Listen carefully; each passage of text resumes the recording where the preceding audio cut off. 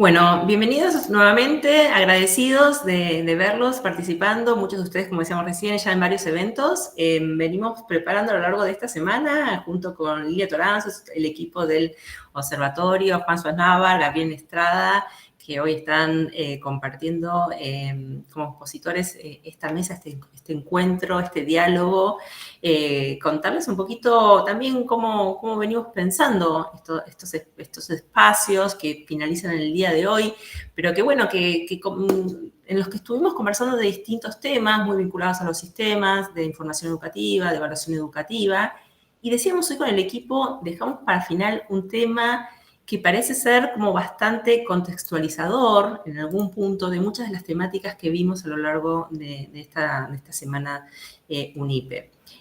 Hoy propusimos como tema datos, información y educación en un mundo digitalizado. Y tenemos que comentarles que en realidad quisimos compartir, sistematizar, debatir con ustedes muchos de los temas que al interior del equipo, con el observatorio, con Juan, con Gabriel, venimos conversando sobre este contexto de digitalización de la información en general y de la información de los sistemas educativos en particular. Entonces proponemos un espacio de diálogo, ¿no? Un espacio para debatir un poco dónde estamos hoy, digamos, en términos de la digitalización de la información, en cuestiones vinculadas a nuestra vida cotidiana. Vamos a empezar también hablando un poco de las cuestiones más generales de la digitalización de la información y poder plantearnos algunos avances y algunas disyuntivas y desafíos que atraviesan los sistemas de información en este contexto de digitalización en relación específicamente al campo de la educación.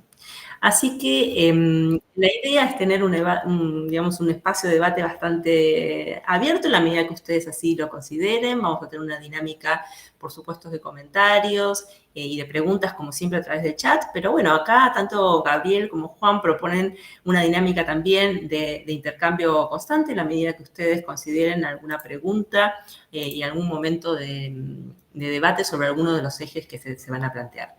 Bueno, voy a hacer una presentación formal de ambos. Como decía recién, son integrantes del equipo del Observatorio Educativo y Social de esta universidad.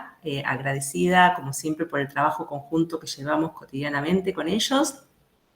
Les cuento que Juan es profesor y licenciado en Ciencias de la Educación por UNICEN Argentina, también es especialista en Ciencias Sociales por Aflaxo, cursó la maestría en Big Data y Visualización de Datos en Tech Universidad Tecnológica en Argentina. Es docente e investigador del Núcleo de Estudios Educacionales y Sociales de la Facultad de Ciencias Humanas de la Universidad Nacional del Centro de la Provincia de Buenos Aires, en el área de Políticas Educativas y Derecho a la Educación, y también es consultor externo en temáticas relativas al procesamiento, análisis y visualización de información para el BIR, IPE UNESCO y para equipos de investigación como la UNIPE y Flaxo, Argentina. Por su parte, Gabriel Estrada es licenciado en Sociología con experiencia en Estadística e Investigación Educativa, maestrando en Generación y Análisis de Información Estadística por la UNTREF. Es miembro del equipo de diseño y consistencia de base de datos del Departamento de Estadística del Ministerio de Educación, Ciudad de Buenos Aires. Formó parte del equipo de gestión de la información del Ministerio de Educación de la Nación y del equipo de prácticas profesionalizantes de la Dirección de Escuelas Técnicas del Ministerio de Educación de Ciudad y del equipo de estadísticas educativas del Departamento de Estadística del Ministerio de Educación. Así que ambos con amplio recorrido en áreas vinculadas a la información educativa y hoy, bueno, acompañándonos para problematizar este gran tema de la digitalización, la información en los contextos cotidianos, pero en especial en el contexto de las políticas educativas.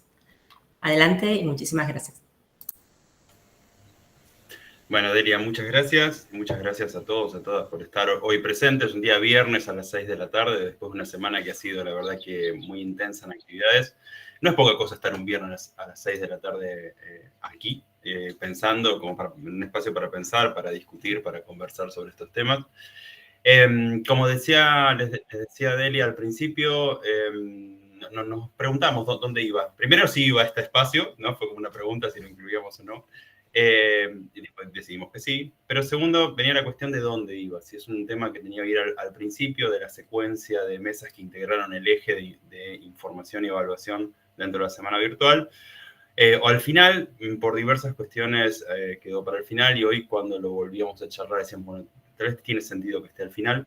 para quienes han estado compartiendo las mesas anteriores, que la verdad que han sido espacios súper interesantes, muy ricos, muy conflictivos para el pensamiento y para el momento en cuanto a la relación entre información, entre datos y el sistema educativo hoy.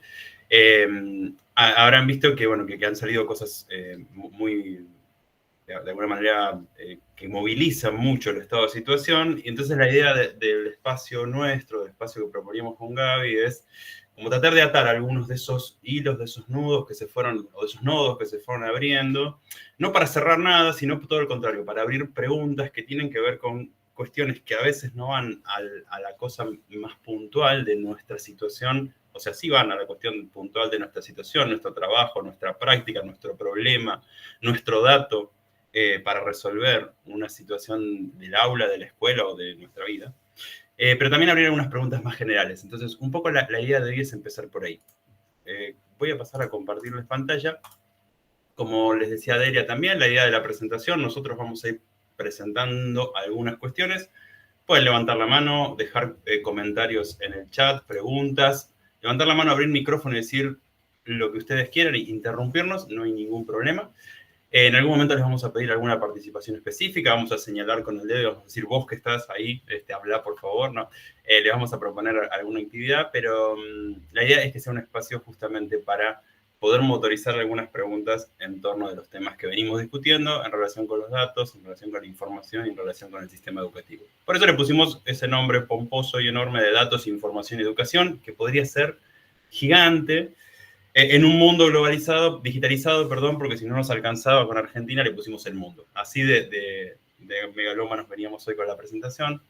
Pero la idea es partir de un punto que es muy motorizado por el contexto de estos últimos 4 años, y cuando digo esto, saben exactamente a lo que me refiero, ¿sí? De la pandemia para aquí, pero también un poco más para atrás. Parece que la relación entre digitalización y el sistema educativo es una relación necesaria, ¿sí? E inexorable. Si no podemos preguntarnos si es posible, si es necesario o si es pertinente de alguna manera esa relación. Es como, digamos, bueno, el problema es que los sistemas educativos no están lo suficientemente digitalizados, o que la digitalización o la inclusión de tecnología no ha avanzado lo suficiente aún al interior del sistema educativo. Entonces, el problema está planteado de alguna manera en esos términos, y los temas de agenda tienen que ver con eso. Y no vamos a decir lo contrario, vamos a decir que es verdad, ¿sí? Pero que hay que pensar algunas cosas en el marco de eso, ¿sí? En el marco de esa relación. Ustedes vieron que en los meses anteriores, de una u otra manera, se fue tensionando esta idea de que hay cosas que necesitan ser temas de agenda, pero la idea nuestra es poder ponerlo hoy en un marco un poquitito más amplio de pensamiento en esa relación. Entonces, ¿qué es lo que, primero como para poner, bueno, de dónde surge esta idea de esta inexorabilidad entre una cosa y la otra? En principio, algo que parece una evidencia, que es que hoy, si uno mira los datos, estos datos de enero de 2024, es un review de usuarios de Internet en el mundo, y hoy tenemos 5.35 billones, o sea, de usuarios de Internet, ¿sí? Individuos que usan Internet en el mundo. Esto es un montón de gente, ¿sí? Como porcentaje del total de la población, estamos hablando del 76,2% de la población. Y esto en un crecimiento que viene siendo un crecimiento sostenido a lo largo del tiempo, desde el primer momento en que Internet empieza a funcionar, allá por los años 90, y que hace de alguna manera pensar que, bueno, si algo está en la sociedad, algo forma parte de nuestra cotidianidad, como más o menos tiene que interpelar, y viene interpelando de alguna manera el sistema educativo.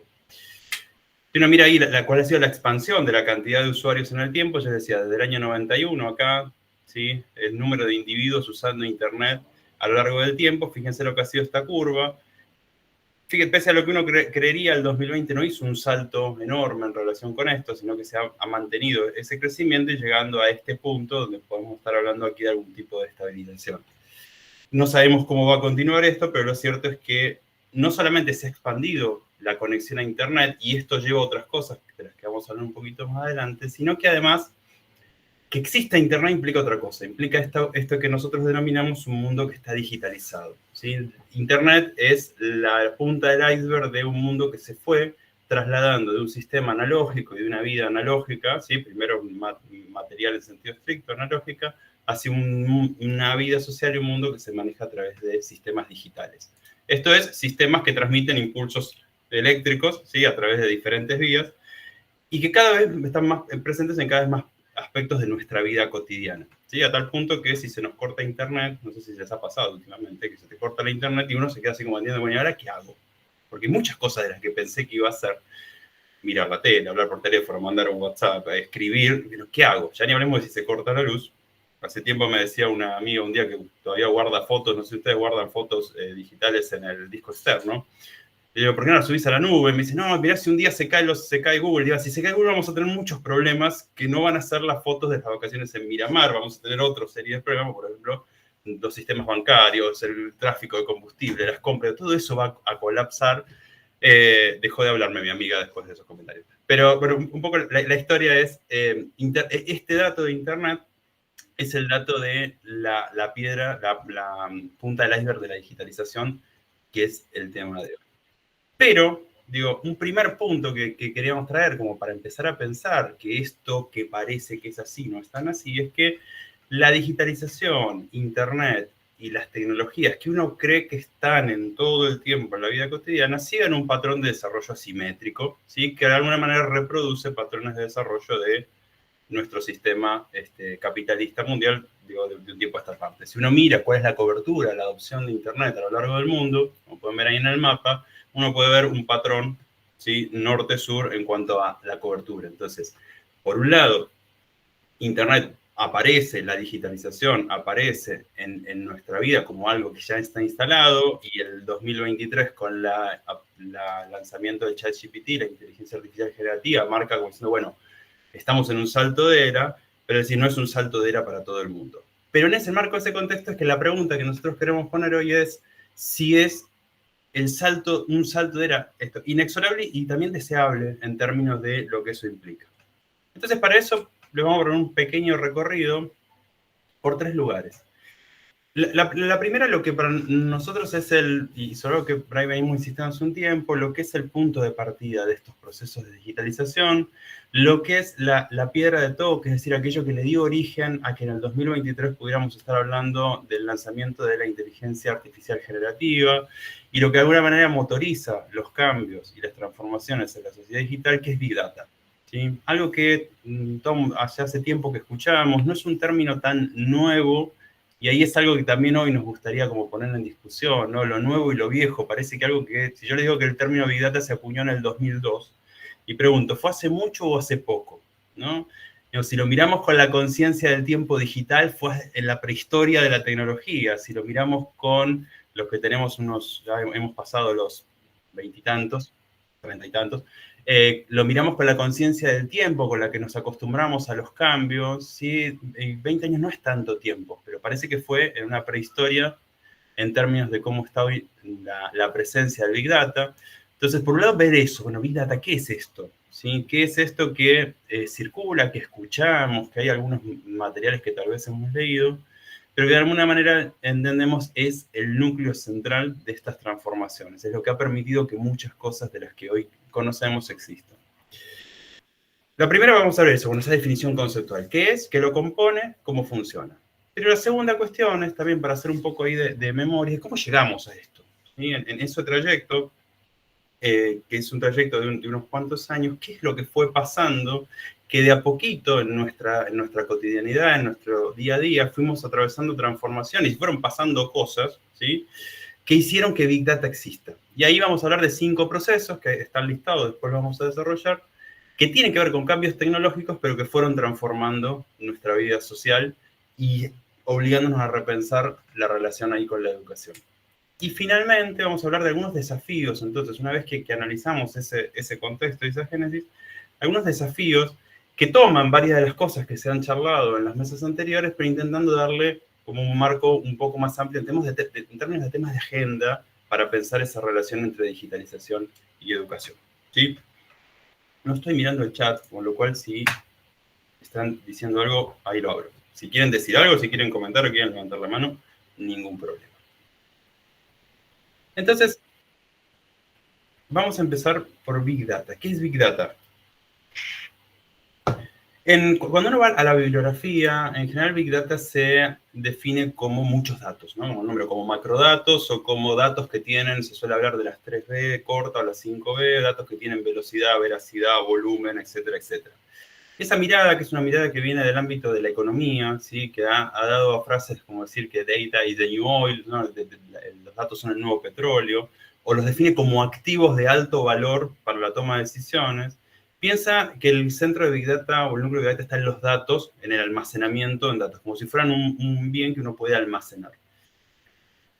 Esa es como la definición en sentido estricto. Sí, Big Data es muchos datos. Pero la realidad es que, en un sentido más amplio, Big Data es el resultado de un proceso que junta tres dispositivos distintos.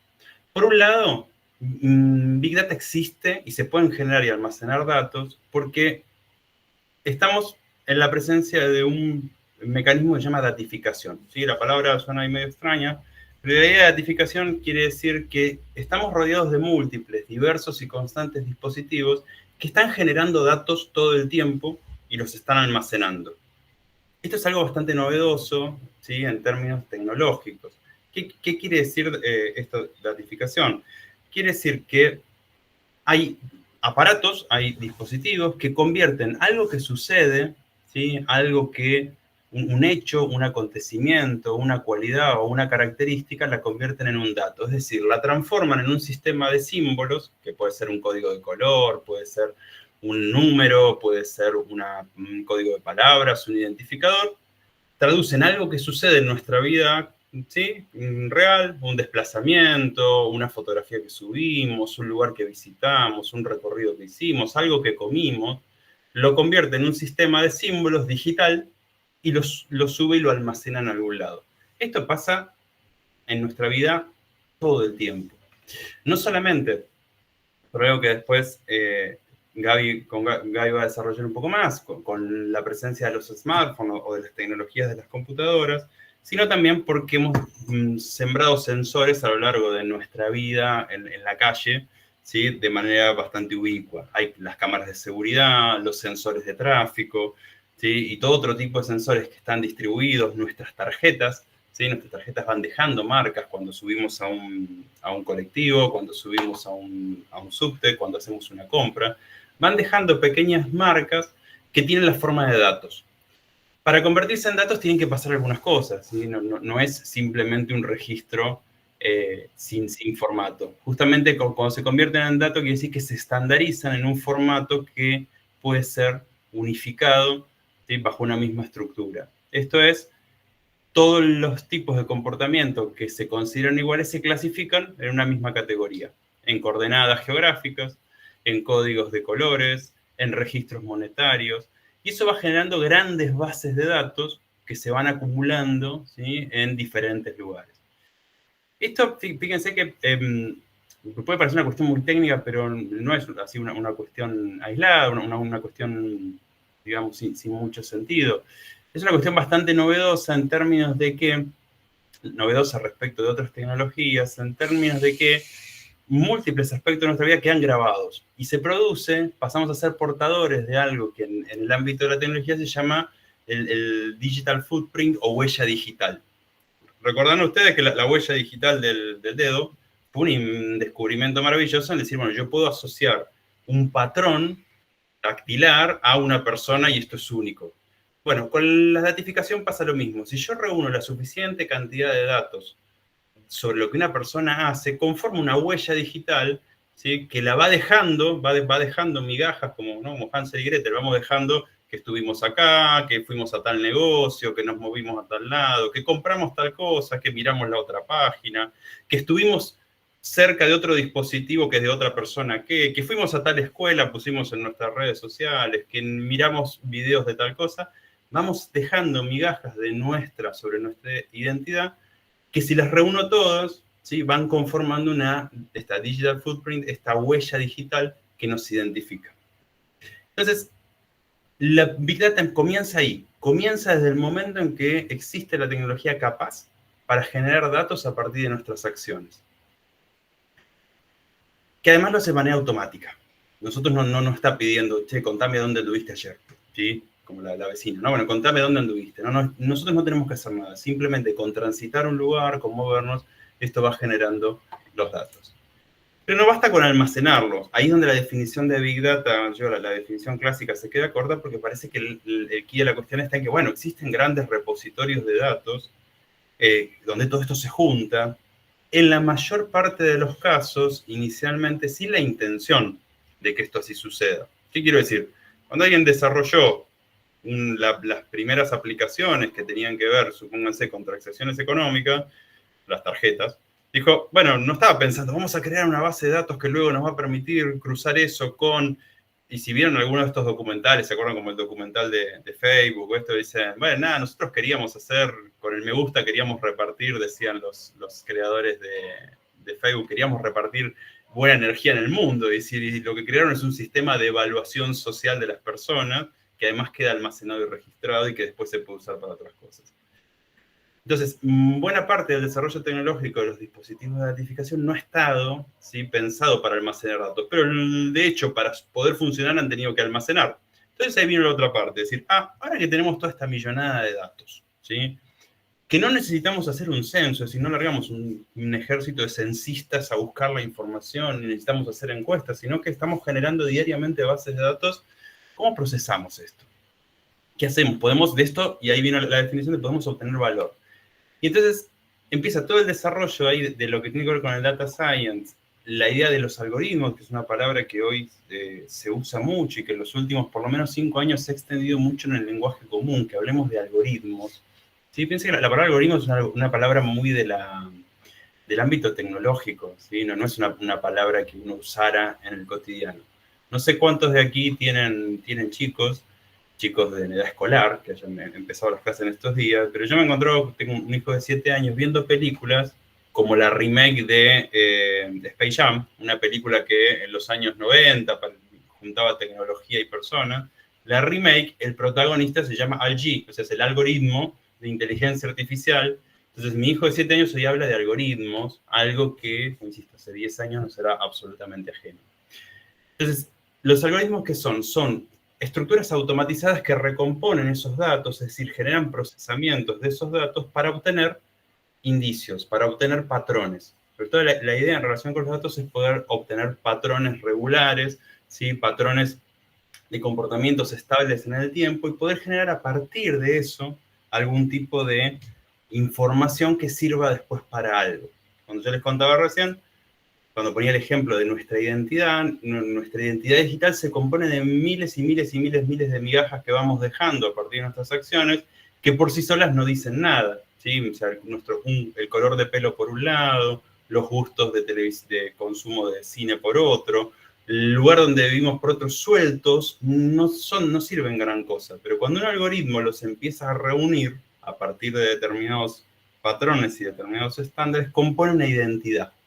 Ahí recomiendo, tal vez lo han visto, un documental que estaba en Netflix que se llama El dilema de las redes sociales, donde aparecen algunos de estos personajes que han estado vinculados con el desarrollo de las redes sociales. Tiene una parte ficcionada, puede gustar más o menos, pero en la parte ficcionada se trabaja un poco esta idea de cómo se va construyendo lo que Eric Saden llama una duplicación digital de la realidad. Es decir, tenemos nuestra realidad en este presente, y a partir de todo eso se va generando un doble nuestro que opera en el mundo tecnológico. Y ahí vi que levantaron una mano, ahí vamos, ya termino esta idea. El lanzamiento hace poquitito de los lentes de Apple de realidad doble terminan de coronar esta idea de que ya es muy difícil distinguir la realidad digital de la realidad no digital. Había una mano levantada, ¿verdad?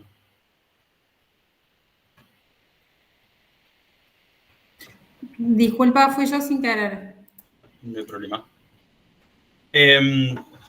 Entonces, esto que tal vez podría parecer en algún momento de ciencia ficción, bueno, es algo que hoy no tiene nada de ciencia ficción.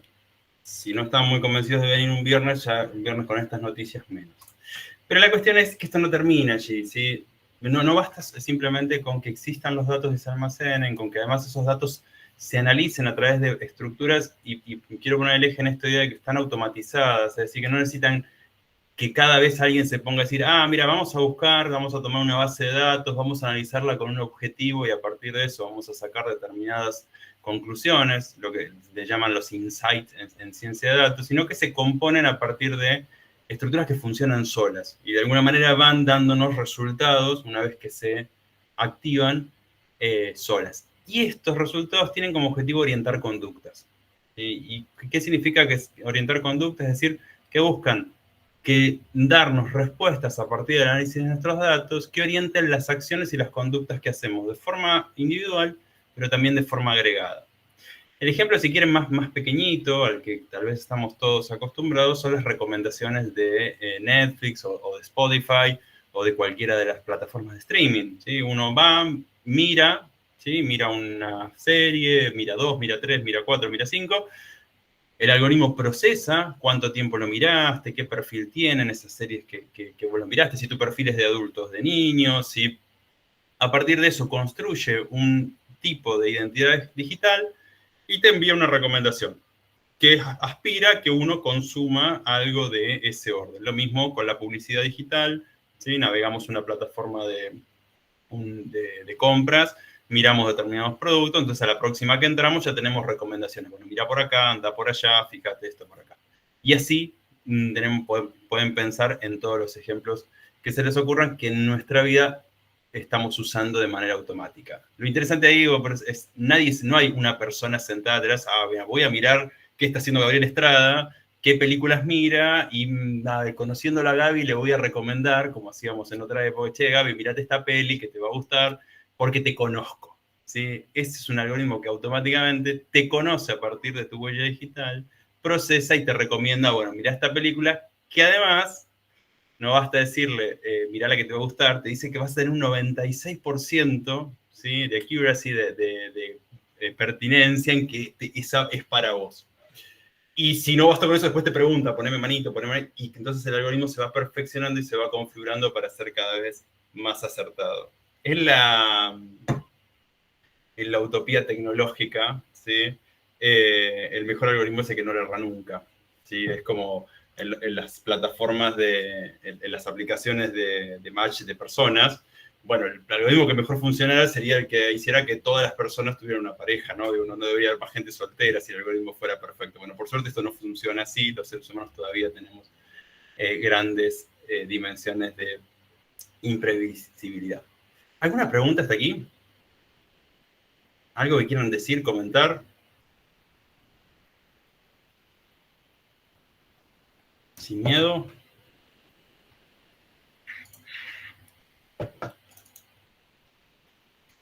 Mientras piensan, les voy a dejar, miren, tienen aquí en el chat un link. Con ese link pueden entrar a un Jamboard, ¿sí? a una pizarra de Google. Así le vamos a ir regalando datos a Google hoy. Y en la página 1 del Jamboard, se los voy a mostrar, tienen aquí, tienen la pregunta, ¿qué datos generaste hoy? ¿Sí? Entonces, lo que les vamos a pedir es que usen aquí un post-it, una nota adhesiva, y traten de pensar, a ver, ¿qué datos generé hoy? Cuanto mayor grado de detalle le puedan poner, no al dato específico, sino en qué contexto, por ejemplo, busqué comida vegetariana, bueno, usé la aplicación de tal cosa, y vamos dejando los post-it aquí para ver qué datos generamos hoy. Mientras hacen eso, yo voy a pasar un videito que para mí ya es clásico, pero no he encontrado nada que lo reemplace. Este es un video de un artista británico, que en el año 2015, Simon Becker se dedica a arte que está relacionado con la tecnología. En el año 2015 salió la noticia de que él hackeó Google Maps, ¿sí? ¿Qué significa que hackeó Google Maps? Le hizo una trampilla a Google Maps. Voy a poner a correr el video. Lo que hace Simon es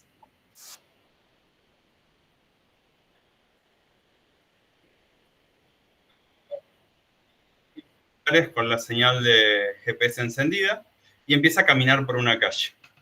Una calle en la que, como ustedes pueden ver, no hay vehículos, hay algún vehículo estacionado, no hay vehículos transitando, pero a medida que él camina, Google Maps, ¿ven? Aquí se ve aquí, va generando una línea en rojo, o sea, una línea de embotellamiento. O sea, Google Maps está registrando que hay un embotellamiento en esa calle. A medida que él camina, ¿sí? Le mete un poco ahí de velocidad, ven, se va poniendo todo aquí rojo y entonces hay un embotellamiento de tránsito. Si él produjo un embotellamiento virtual a partir de montar 100 teléfonos celulares adentro de ese carro. El embotellamiento no existió como tal, pero para Google Maps en ese momento se estaba produciendo ese embotellamiento. ¿Qué es lo interesante, más allá de lo gracioso que pueda resaltar, pensar, bueno, mira, lo de Google Maps funciona mejor o peor? Es que no les voy a pedir que levanten la mano, pero ¿cuántos de nosotros utilizamos diariamente Google Maps como un mecanismo de guía en el tránsito, sin preguntarnos no solamente cómo funciona, sino si lo que estamos viendo es verdad? ¿Sí? Lo cierto es que para las personas que ese día transitaron esa calle, el embotellamiento fue real. Es muy probable que alguien haya puesto, quiero ir de aquí hasta allá, tuviese que pasar por ahí, el algoritmo de Google Maps lo haya redireccionado hacia otra calle y haya llegado a su trabajo, che, no sabes, había un embotellamiento en el puente hoy. Ah, sí, mira. Y haya, hasta el día de hoy, siga pensando que hubo un embotellamiento en el puente. Entonces, eso nos deja la pregunta, bueno, a ver, ¿cuál es el entrecruzamiento? Esto es 2015, o sea, ya hace un par de años, entre el mundo digital y el mundo real. La cuestión aquí es que Simon Becker no tuvo que hacer nada, ¿sí? O sea, no tuvo que hacer nada desde el punto de vista tecnológico. Él no es un hacker que entró a los servidores de Google Maps y los rompió con un algoritmo de fuerza bruta que hizo que colapsen. Hizo una transformación analógica, es decir, en el mundo real, que terminó generando un efecto en el mundo virtual. Y en este plano, entonces, para terminar de pensar esta idea de Big Data, lo que este circuito tiene de atractivo, y vuelvo a la pregunta que ponía al principio, tratamos de pensar la tecnología, la relación con la tecnología con nuestra vida hoy, es que dice Eric Sadin, de quien es la cita que está al costado, este agenciamiento técnico antropológico, es decir, esta relación que se arma entre tecnología y personas, entre nuestra vida y la tecnología, no se vive como un sentimiento de desposesión, es decir, no pensamos que estamos a merced de la tecnología, sino todo lo contrario, ¿sí? Esto lo que nos permite es sentirnos, dice, tenemos una convicción de que nuestras capacidades, nuestra calidad de vida está infinitamente aumentada gracias a agentes inmateriales, porque no están en ningún lado, y súper informados e intuitivos, cuya función es guiarnos a lo largo de secuencias cada vez más concatenadas de nuestra vida cotidiana. Vamos hasta aquí. ¿Algún comentario? ¿Quieren salir rajando para terminar bien el viernes o seguimos?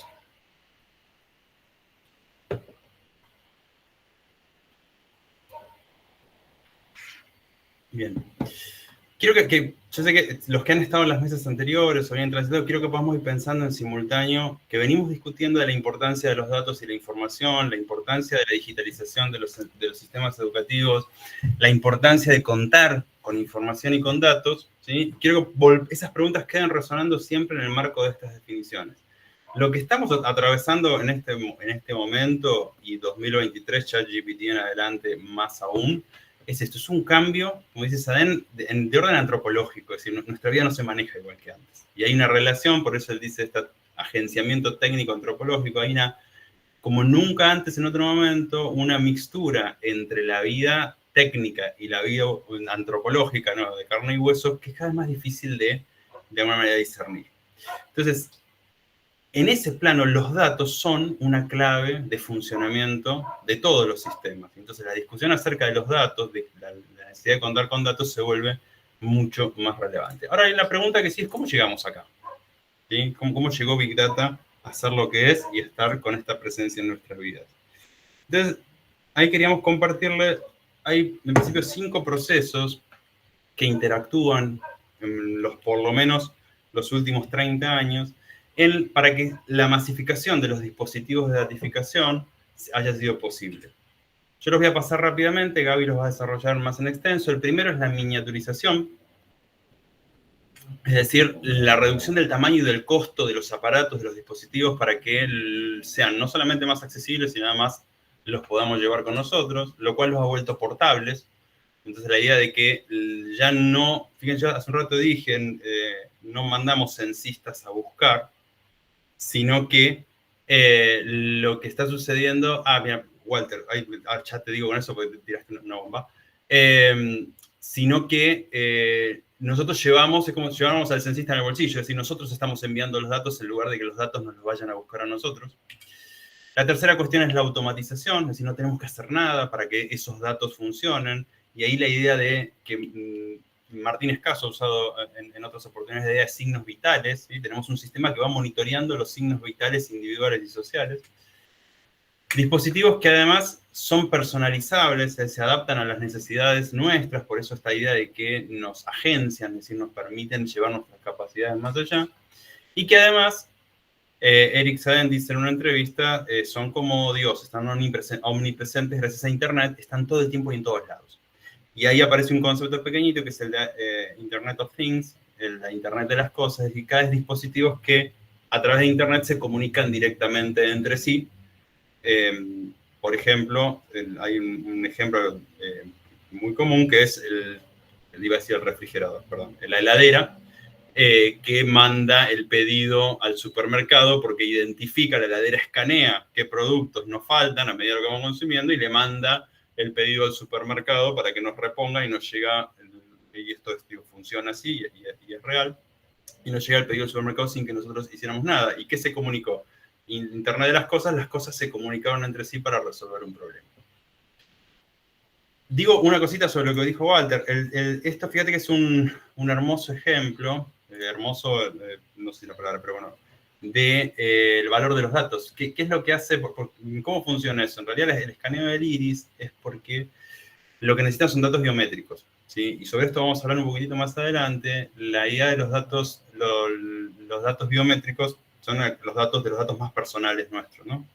Entonces lo que hacen esos dispositivos que han estado en La Plata, en Mar del Plata, conozco muchos estudiantes que se han sentido contentos porque me pagaron 20 criptomonedas a cambio, dice la billetera, del escaneo del iris, lo que tengo que hacer es poner la cara y que me escaneen el ojo. En realidad lo que están vendiendo son datos. Y eso vuelve a esa frase inicial que yo dije hace un rato de data is the new oil. O sea, los datos son un activo, ¿sí? de poder y de valor enorme. Y esto de alguna manera lo pone ejemplo. En realidad lo que están comprando son datos. Lo que te pagan con esas criptomonedas. No sé si todos saben de lo que estamos hablando, si no, se pueden buscar alguna noticia. Hay puestos donde uno va y vende sus datos biométricos. ¿Por qué? Porque todos los dispositivos de inteligencia artificial, por eso hace un rato yo decía, existió el 2023 y existe ChatGPT porque existe Big Data. Porque con los datos y se cuenta con los datos suficientes para entrenar, ¿sí? a todos estos dispositivos con una buena cantidad de datos. Esto sería para otro curso, de cómo se entrena un algoritmo de inteligencia artificial, ¿sí? Es una cuestión bastante técnica. Un algoritmo de inteligencia artificial justamente se entrena, o sea, se le alimenta con datos y se le dice, y se usan lo que llaman ahí marcadores, se dice, bueno, mirá, tiene 4 ruedas es un auto, ¿sí? Pero si yo lo único que le digo es esto, que si tiene 4 ruedas es un auto, cualquier cosa que tenga 4 ruedas me va a decir es un auto. Ahora, si yo le digo tiene 4 ruedas y mide tanto es un auto, si es cuadrado es una ambulancia, cuanto mayor cantidad de datos, más preciso se vuelve el algoritmo, más inteligente. Por eso una de las desesperaciones o uno de los negocios de las empresas de tecnología es encontrar la forma de relevar datos, de capturar datos. Y ahí le paso la palabra a Gaby, dejo la pregunta ahí, con mucha malicia de ella, si me permitís, que díganme en qué otra institución, como los sistemas educativos, tenemos tanta gente junta, ¿sí? Tanta gente junta, para poder recabar datos al mismo tiempo, todos los días, durante el ciclo lectivo y además en una trayectoria de entre 10 y 13 años continuos. Dejo ahí la pregunta, Gaby. Bueno, buenas tardes a todos y todas, gracias por estar. A ver, yo quiero contar una pequeña anécdota que tiene que ver con mi caracterización personal y profesional un poco que no está en el currículum. Cuando pensábamos con Juan, bueno, ¿cuál va a ser mi aporte en esta exposición, ¿no? En este desarrollo? Y hablábamos un poco de explicar el soporte técnico, tecnológico, que es necesario para que todos estos procesos sucedan. Y Yo soy lo que comúnmente se conoce como un geek, o sea, soy un fan de la tecnología, me gusta, pero soy sociólogo. Entonces, mi conocimiento, no soy ingeniero, y esta primera parte que vamos a desarrollar, que vamos a explicar un poquito los orígenes de las primeras computadoras y el devenir histórico en este proceso de miniaturización, que termina en lo que ya sabemos, todos tenemos un teléfono en el bolsillo. Y les voy a contar una anécdota. En el año 2017, bueno, primero comienzo, en el 2010, en 2008 se lanza Android, el sistema operativo más utilizado en telefonía celular, en smartphone en el mundo. En el 2008 se lanza el Android 1, ¿no es cierto? Y como era un sistema operativo nuevo, esas iteraciones tenían números, pero también tenían letras en cada mejora que le hacían. A partir de una determinada letra se les empezó a poner nombre de golosinas a los dispositivos Android. Cuando llegó al Android 8, la letra que tocaba era la letra O. ¿Qué golosina hay con la letra O? Y yo en una conversación social dije, se viene el Android 8 y le toca la letra O. Todos estamos pensando que Android 8 se va a llamar Oreo. A lo que me respondieron, claro, todos estamos pensando en eso. Bueno, ese día descubrí que yo era del grupo que pensaba estas cosas y no todo el mundo piensa. Así que bueno, vamos a empezar un poquito con el origen, las primeras computadoras. Este es un recorte algo arbitrario y es solamente para ilustrar el devenir tecnológico en grandes hitos y no profundizando tanto en las características técnicas de cada caso. Entonces, la primera computadora considerada electrónica de propósito general, se comienza su desarrollo en 1943. En ese 1943 se firma un contrato, es principalmente un desarrollo encarado por el Departamento de Defensa de Estados Unidos. Se firma el contrato en el 43, se comienza su funcionamiento, está perfectamente disponible en el año 46. En el origen, la idea era, para el Departamento de Balística, calcular trayectorias y demás en disparos. Era una cuestión enteramente militar. El costo aproximado de ese dispositivo fue, en dólar de esa época, de alrededor de $487.000. Yo no les hice un cálculo a dólar constante, o sea, en función de la evolución de la inflación del dólar, cuánto sería hoy, pero estamos seguros que eso serían, a dólar de hoy, más de $5 millones. O sea, esa computadora costaría hoy más de $5 millones. Tenía, bueno, las dimensiones de 2 metros y medio por 90 centímetros por 30 metros, ¿sí? Pesaba 27 toneladas. Claramente no era una computadora portable. En el 64 IBM lanza una familia de computadoras. Estas computadoras, si bien no les pude encontrar características de precios y del peso de cada dispositivo, porque eran varios modelos, incluso algunos modelos eran específicamente diseñados para la NASA, por ejemplo, pero había una gama de dispositivos, algunos con mayor o menor potencia, mayor o menor capacidad de cálculo.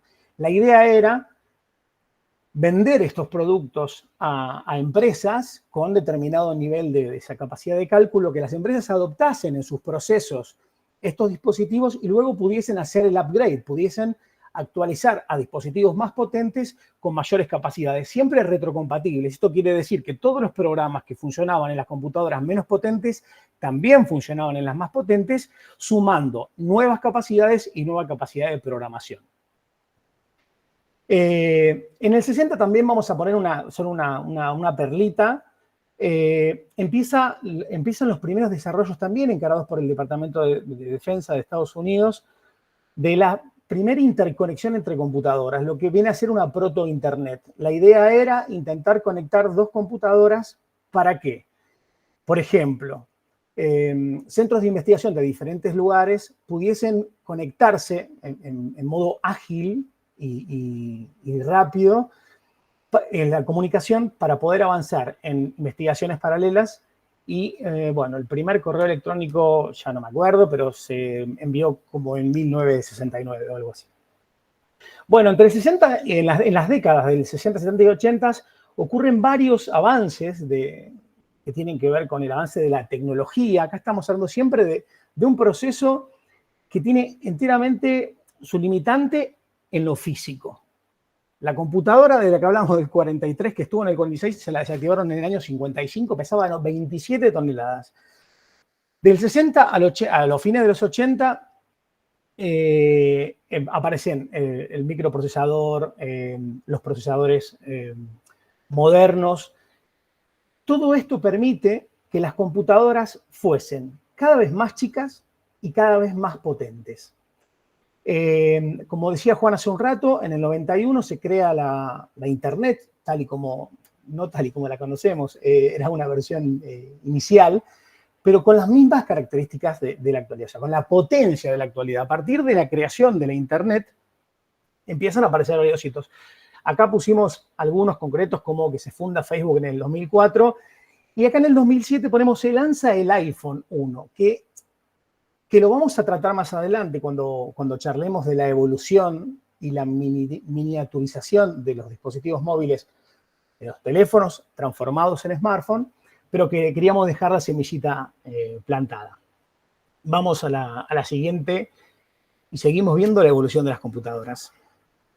En 1981 IBM saca la línea de PC. La idea de personal computer. Lo que decíamos recién era que las computadoras estaban diseñadas por el Estado, en el segundo caso por una empresa privada, que era ofertada a sectores muy concretos de la sociedad. Empresas grandes, áreas del Estado, como decíamos, la NASA. Esta computadora tenía un valor de $1.565 de la época. Habría que hacer la cuenta a cuánto sería hoy. Y ya la oferta, la propuesta era que las personas tengan computadoras personales en sus casas. A partir del 81, con el lanzamiento de la Personal Computer de IBM, cambia por completo la lógica de la computación y se empieza a estandarizar. En el 81 sale lo que es considerado, siempre esto entre muchas comillas, ¿no es cierto?, la primera computadora portátil, la Osborne 1. Pesaba 11 kilos, costaba $1.750 en ese momento. Bueno, ahí le puse una referencia de más de $5.000 actuales, vale para la anterior también, pero no era una computadora estrictamente portátil porque no tenía batería, necesitaba la conexión a la red eléctrica, por lo cual era una computadora portable. En el 84 sale la Macintosh de Apple, revolucionando la interacción del usuario con la computadora por la interfaz gráfica. Es la primera computadora en la historia que genera una interfaz gráfica, lo que permitía que las personas que no sabían de computación, que no sabían redactar líneas de código, que no sabían darle instrucciones escritas a la compu, podían interactuar haciendo clics en iconos. Bueno, a partir de ahí la computación se empieza a hacer más intuitiva. Y luego, en 1998, Apple lanza el primer iMac. Con un precio de lanzamiento de casi $1.300 y había varios modelos, el iMac sienta al presidente de lo que es la computadora moderna. El iMac se sigue fabricando hoy en día. El iMac del 2024, bueno, hay de diferentes precios, pero Apple, hay una comparación, ¿no es cierto? Si bien en la forma de funcionamiento, como decíamos, es la misma, perdón, estoy un poco con pánico escénico, sepan tener paciencia conmigo. Y si yo me enrosco mucho con cosas que me interesan a mí, no le interesan a nadie, me lo avisan. La idea con esto también es que nos vayamos interrumpiendo, preguntando y opinando para que la charla vaya yendo hacia el lugar que nos interesa a todos, ¿no? Pero bueno, entonces decía, esta es la última computadora que tenemos en la serie histórica. Después todos conocemos lo que son las compus portátiles de hoy en día, a donde una computadora como esta pesa 900 gramos y tiene 62.000 veces mayor potencia gráfica, 366 veces más potencia de procesamiento, 1.000 veces más capacidad de RAM y 750 veces más capacidad de almacenamiento interno. Y a un precio que es menos de la mitad. Entonces, acá llegamos a las computadoras portátiles. Ya podemos llevar la compu en la mochila, podemos tener toda esa capacidad de cómputo y eso empieza a generar un impacto en la productividad y en la forma de trabajar que tenemos, ¿no? Bueno, vamos a los teléfonos. Smartphones. El Motorola ThinAttack 8000X no es rigurosamente un smartphone, es el primer teléfono móvil. Es el primer teléfono móvil que era para millonarios que iban al gimnasio, porque pesaba 800 gramos y costaba $4.000 de la época, lo cual hoy sería un precio exorbitante. Tenía una batería que no llegaba a durar una hora. Motorola nos da en el 2003 este dispositivo. El Motorola C200, que pesa 85 gramos, nos da mayores funcionalidades. En realidad sirve para hacer llamadas, para recibir llamadas, y se le suma una nueva tecnología de ese momento, que era el envío de mensajes de texto. En el 94 sale lo que es considerado el primer smartphone de la historia. No me voy a detener en cuestiones técnicas porque podemos estar acá para siempre, pero es considerado el primer smartphone de la historia porque es el primer dispositivo móvil que permite comunicaciones y permite correr aplicaciones básicas. Tanto las aplicaciones que desarrollaron los propios fabricantes como la implementación de aplicaciones de terceros. La capacidad de tener un calendario, una agenda, correo electrónico y aplicaciones que las limitaciones técnicas del dispositivo permitían. En el 96, veamos esto. Desde el primer teléfono móvil hasta ahora, el peso de los dispositivos va hacia abajo, por lo menos hasta ahora. En el 96 Nokia saca el 9000 Communicator, que pesa 397 gramos, cuesta $1.500. Hasta ahora, en esa época, los dispositivos funcionaban más o menos así. Era muy popular en el ámbito profesional. Todavía no estamos hablando que la población en general usase estos dispositivos. El próximo no es rigurosamente un teléfono, pero es una tecnología que funcionó muy bien también en el mundo profesional. Les debo el peso de lanzamiento y el precio de lanzamiento y el peso, pero era un sistema operativo táctil que funcionaba con un S Pen y que tenía aplicaciones básicas. Se usaba muchísimo para organización y productividad, para correos electrónicos, para manejar agenda y ese tipo de cosas. Luego, en el 2002,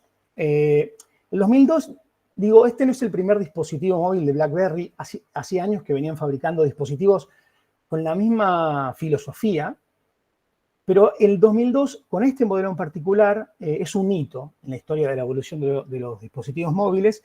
Este dispositivo tenía una conexión a Internet móvil, lo que hoy llamamos GSM o Internet 2G, y era muy popular por el envío de correos y de una mensajería propia. En ese momento no existía WhatsApp, estaban los SMS, los mensajitos de texto, pero los BlackBerry entre sí se podían comunicar con una mensajería propia, algo que los popularizó muchísimo en el mundo profesional.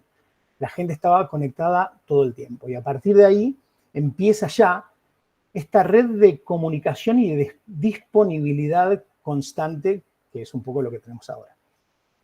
Vamos a la segunda parte de los smartphones. De vuelta, si me detengo mucho en detalles me avisan. En el 2004, Motorola, de nuevo Motorola, lanza el Razr V3. Este dispositivo estuvo a punto de no salir. Este dispositivo, cuando hicieron un análisis de mercado, dijeron, bueno, tenemos que venderlo a $500. ¿Cuántos dispositivos tenemos que vender como mínimo para que esto funcione, para que sea un negocio rentable? 300.000 dispositivos. Y dijeron, no existe el mercado en este momento para que podamos vender 300.000 teléfonos a $500 con estas características. Vendieron 130 millones de dispositivos. Esto habla ya de cómo la sociedad iba adoptando el dispositivo móvil con estas nuevas funcionalidades. Ya los teléfonos servían para llamar, recibir llamadas, para mandar mensajes, pero también comenzaban a navegar en Internet. Tenían navegador propio y empezábamos a tener lo que luego vimos con la conectividad. En el 2007, esto sí es realmente un parteaguas. Esto es un hito en la creación de lo que vemos hoy con los smartphones modernos. En el 2007, en la Macworld, se llamaba en ese momento, Steve Jobs presenta el iPhone. Cuando anuncian, cuando invitan a esa gran convención, Steve Jobs dice, les voy a presentar 3 dispositivos. Un navegador de Internet, un teléfono y un reproductor de música. Cuando llega el momento, saca el iPhone y dice, acá tienen 3 dispositivos. Un reproductor de música, un navegador de Internet y un teléfono. Era una pantalla táctil, completamente táctil. Tenía un botón capacitivo para encender y apagar, todo el resto era una pantalla táctil. Lo que permitía esta tecnología era que si uno cambiaba de aplicación, por ejemplo, un reproductor de música o un navegador de internet, la pantalla cambiaba por completo y los botones se colocaban a donde la aplicación lo requería. En ese momento, esa empresa fue visionaria en este sentido. Recuerdo haber leído por ahí que el CEO de Microsoft en ese momento se rió de la presentación diciendo, ¿quién va a querer tener un dispositivo todo pantalla con esas características? He sabido que hoy Microsoft no fabrica teléfonos móviles, tuvieron su intento hace algunos años, pero llegaron tardísimo y creo que esa visión fue realmente determinante. ¿Qué tenemos para después? Tenemos en el 2008, bueno, esto es otro hito muy importante. En el 2008 HTC saca el Dream. Veamos que seguimos siempre en línea de más o menos, bueno, llegamos a los 95 gramos en 2004 con el Razer y a partir del iPhone 7 empezamos a subir un poquito en el peso y el tamaño de los dispositivos.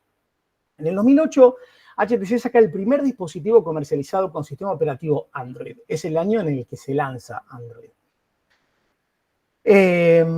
Si bien HTC saca este dispositivo con un teclado físico, en ese momento se creía que el público, que la gente no se amigaba por completo con una pantalla táctil en la visión que tenía Jobs en el iPhone 1.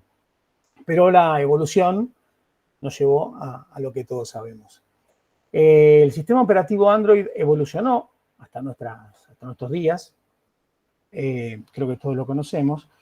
Y de ahí saltamos al presente. ¿Por qué saltamos al presente? Porque del 2007 con el primer iPhone, del 2008 con el primer Android, hasta ahora, en términos filosóficos, conceptuales, los dispositivos son iguales. Lo que tiene es que son muchísimo más potentes cada vez, pero no hacen cosas nuevas. Hay aplicaciones nuevas y como son cada vez más potentes, se les van incorporando y va habiendo modificaciones, cosas que vamos a ver en los siguientes puntos. Pero en el 2024, Samsung Galaxy saca el primer dispositivo con inteligencia artificial incorporada en forma nativa. El Samsung Galaxy S24 Ultra, muy parecido a esto que tenemos por acá. Si lo ven, es muy parecido. Esto que yo les muestro acá es el S22 Ultra. ¿Qué diferencia tiene con el S24 Ultra? ¿Y por qué digo que es tan importante este hito? Tecnológicamente, la diferencia entre el S22 Ultra y el S24 Ultra es muy menor. ¿Por qué? Porque la diferencia de capacidad, de potencia de procesamiento, de todos los sensores que tiene, que eso lo vamos a desarrollar en los puntos siguientes, es muy menor. Pero hay una diferencia que es de software. El Samsung de este año hace cosas que los de los años anteriores no hacen, que es hacer cosas por nosotros. La inteligencia artificial nos permite, por ejemplo, tener una conversación en tiempo real con una persona en otro idioma y el dispositivo la traduce en tiempo real. Nos permite sacarle una foto a algún objeto y nos puede dar toda la información que existe publicada en Internet sobre ese objeto. Acá voy a dejar sembrado una semillita que va a retomar Juan después, que es los desarrolladores de estos dispositivos y todo el software que lo acompañan le imponen al dispositivo ciertas limitaciones. ¿Qué limitaciones? Si yo le saco una foto a este teléfono, el dispositivo me dice, ese es un Motorola C200 lanzado en el 2003, pesaba 85 gramos, bla, bla, bla, perfecto. Pero si yo le saco una foto a una persona, no me dice nada. ¿Por qué? Porque hay un límite ético. Los fabricantes dicen, no podemos lanzar un dispositivo al mercado donde hay una persona que te interesa saber X cosa de la persona, le sacas una foto y te da toda esa información. Ese límite es un límite ético que pone la empresa. La evolución tecnológica va tan rápido que va por delante de lo que es la normativa y los límites que les dan las leyes a esto, pero ya lo va a retomar Juan. Bueno, seguimos porque si no, no nos vamos. Gaby, te hago un parate en relación con esto. Uno para proponerles, si entran, vuelven al Jamboard en la página 2, ¿sí? Si se fijan arriba pueden trasladar la página, ¿sí? Estábamos en la 1. En la página 2 hay 2 preguntitas. ¿En qué año tuviste tu primer teléfono celular? Y ¿en qué año tuviste tu primera conexión a Internet en tu domicilio? Y como les decía hoy, la idea de esto, además como decía Gaby, porque nos gusta la cuestión tecnológica, es también poder entender que en muy poco tiempo, ¿sí? En muy poco tiempo han pasado estas cosas. Vieron la línea del tiempo que viene trazando Gaby. Estos procesos no son procesos que vienen hace 200 años, ¿sí? Y de alguna manera hoy nosotros tenemos incorporado el teléfono portátil, la notebook portátil, el trabajar en cualquier lado, y hoy es algo que hasta hace no tanto tiempo atrás no era algo tan lógico, o por lo menos tan extendido. Entonces, bueno, les voy a pedir que dejen ahí como para ver dónde hagamos un poco de memoria de a dónde estábamos cuando tuvimos nuestro primer teléfono y cuando empezamos a tener conexión a Internet en nuestro domicilio. Perfecto, gracias Juan. Bueno, y me interrumpen, cualquier cosa que no se entiende o lo que sea, vamos conversando. Hay algo que me quedó pendiente de lo que decía hace un rato cuando hablaba de los teléfonos. El primer teléfono móvil lanzado por Motorola pesaba 800 gramos y tenía 1 hora de batería. Este teléfono que mostraba acá es lo más chiquito que yo he visto en teléfonos móviles. Pero luego los teléfonos empezaron a crecer, ya no siguieron achicándose, empezaron a agrandarse. ¿Por qué? Porque dejaron de ser teléfonos, empezaron a ser smartphones. Y los smartphones tienen otra utilidad, necesitan una pantalla más grande porque se consume contenido multimedia, se ven películas, se ven series, lo usamos para trabajar, lo usamos para productividad, lo usamos para escribir un Word, usar un Excel. Al punto que la tecnología está desarrollando la forma de tener un dispositivo lo más portable posible con la pantalla más grande posible. En este momento, por ejemplo, acá tenemos un ejemplo. Esto es el Samsung Z Fold 4. Un dispositivo que tiene, en principio, un tamaño de teléfono normal, ¿no es cierto? Pero tiene una tecnología novedosa relativamente, que es de pantalla flexible. Este dispositivo se abre y nos da un teléfono que tiene el doble de tamaño. Entonces, tenemos en el bolsillo un teléfono que tiene la capacidad de tener una pantalla de 8 pulgadas y con toda la productividad que eso nos permite. Bueno, vamos a la portabilidad. Incorporación de estos dispositivos en la vida cotidiana. Creo que la mayoría usaremos Google Maps, Waze o alguna aplicación para trasladarnos, para saber cómo ir de un lugar a otro, ya sea en vehículo propio o en transporte público. Estas aplicaciones nos brindan esa posibilidad. A partir de esto, lo que decía Juan hace un rato, ¿no? Salimos de casa, quiero dejar el teléfono en casa. Uf, qué lío dejar el teléfono en casa, ¿no? Porque quiero saber cómo llegar, porque también, bueno, al lado tenemos una pila de iconos que son las aplicaciones de redes sociales más utilizadas, de mensajería instantánea, por ejemplo, WhatsApp. Creo que la mayoría de las personas lo usamos. Y bueno, esto nos fue cambiando la forma de interconexión y la forma, y esto, digo, visto desde el punto de vista de la sociología, los impactos sociales que esta tecnología generó, ¿no? Cómo nos sentimos raros si no tenemos el teléfono en el bolsillo. Bueno, automatización. Registro continuo de acciones e interacciones en los dispositivos. Por ejemplo, los signos vitales. Juan decía hace un rato, estamos generando una cantidad enorme de datos. Y acá, en esta partecita, nos gusta siempre contar. Muchas veces, no sé, yo, por ejemplo, no sé, en el año 2004 trabajé en el Censo Nacional Docente y iba y a los docentes les preguntaba una cantidad de cosas. Pero la primera pregunta era el número de DNI. Y muchas personas no tenían ganas de dar el número de DNI. ¿Por qué? Eso es una información privada. No, pero se va a mantener el anonimato, es solamente por una cuestión de bases de datos y demás. Bueno, nos cuesta brindar información sensible cuando nos la preguntan. Pero cuando los dispositivos nos piden que habilitemos una aplicación, la habilitamos y damos siguiente, siguiente, siguiente, siguiente. ¿No es cierto? Ese siguiente, siguiente, siguiente, siguiente de todos esos cartelitos que no leemos en el camino, que los términos y condiciones tienen 27 páginas y casi nadie los lee, hablan de todo esto. ¿Qué cantidad de información vamos a compartir con las aplicaciones y con los dispositivos? En la era de los wearables, los relojes inteligentes, tienen una cantidad de sensores. Nos miden la frecuencia cardíaca, nos ayudan a monitorear nuestro sueño, la calidad del descanso, el deporte, qué intensidad tienen las sesiones deportivas que hacemos, y a partir de ahí nos brindan a nosotros mismos una cantidad de datos que nos sirve, por ejemplo, ¿cuántas veces fui al gimnasio la semana pasada y la anterior? ¿Qué intensidad tuvo mi entrenamiento? ¿Cómo vengo descansando? Todo eso me sirve un montón. pero eso se procesa en los servidores de nube de la empresa que me vendió el dispositivo. De esa manera, nosotros, no de manera elegida o racionalmente en cada caso, estamos generando permanentemente una cantidad enorme de datos, ¿sí? Bueno, vamos a lo que viene, que es la personalización.